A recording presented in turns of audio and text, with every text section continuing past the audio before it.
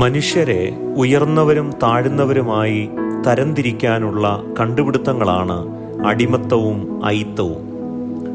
ശുദ്ധീകരണ നിയമങ്ങളുണ്ടാക്കി മതങ്ങൾ ഈ വിവേചനങ്ങളെ ആചാരമാക്കി.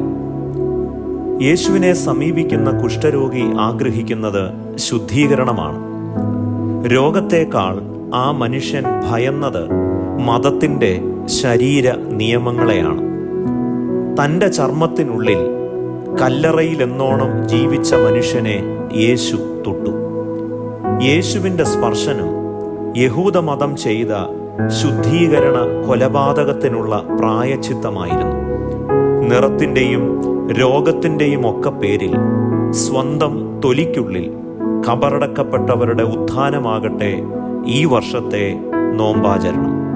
ദൈവം അനുഗ്രഹിക്കട്ടെ.